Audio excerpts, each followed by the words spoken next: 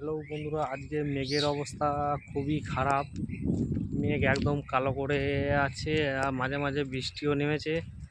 তাই আমি এক জায়গায় ব্যবসার কাজেই বেরিয়ে এখানটার জায়গাটা খুব সুন্দর লাগলো, মানে খুব ভালো জায়গা। একটা বট গাছ আছে, বট গাছের নিচে বেশ অনেকটা জায়গা রয়েছে, মানে মানুষ এখানে গরমের দিনে বসে বসে। আর প্রকাণ্ড বট গাছ, মানে ব্রিটিশ আমলের কাছাকাছি প্রায় বট গাছটা হবে। এখানে অনেক পাখিও বাস করে। এই যে বট গাছ, সুন্দর বট গাছ। আর বট গাছ খুব শীতল, মানে খুব ঠান্ডা হয় গ্রীষ্মের দিনে। যদিও গ্রীষ্মের দিন, কিন্তু আবহাওয়া আজকে ঠান্ডাই রয়েছে। তাতেও আমি এই বট গাছের নিচে প্রায় এসে বসি, কারণ বট গাছ আমার কাছে ভালো লাগে খুব। এই যে পাখির আওয়াজ, মানে পাখির কলরব, খুব সুন্দর জিনিস। মানে ওরাও বোঝে, পাখিরাও বোঝে যে বট গাছের নিচে খুব, মানে বট গাছ খুব ঠান্ডার জায়গা, ওরাও আশ্রয় নেয়। আর তার পাশ দিয়ে একটা ক্যানেল গেছে, এই যে একটা ক্যানেল ব্রিজ। এইখানটা পুরো 3 মাথা 4 মাথা জায়গা এইখানটা। এই যে ক্যানেলটা বরাবর গেছে, এই যে লম্বা হয়ে।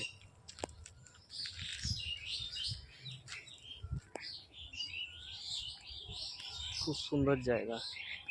এইখানে অনেকে ভিডিও শুটিং করতে আসে, মানে যারা রিলস টিলস বানায়। বাবা ভিডিও আছে দেখছি, অনেকে শুটিং করে এখানে। ভালো জায়গা।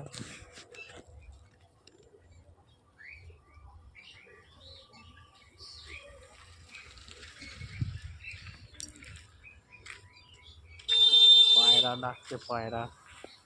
ওই যে ব্রিজটার নিচে পায়রা আশ্রয় নিয়েছে। পায়রা ডাকছে বকম বকম করে, পায়রার আওয়াজ। কারণ পায়রা খুব শান্তিপ্রিয় পাখি, কারণ যেখানে শান্তি, যে বাড়িতে শান্তি থাকে সেই বাড়ির ওই অ্যাডভেস্টারের নিচে হোক, বাড়ির ছাদের তলায় হোক, ওরা বাস করে। কারণ ওরা খুব শান্তপ্রিয়, আর সেই বাড়িতে শান্তি অবশ্যই থাকে। শান্তির প্রতীক আমরা মানে আমি বিশ্বাস করি যে পায়রা অবশ্যই। যাক বন্ধুরা, ভালো থাকবেন, আবার দেখা হবে।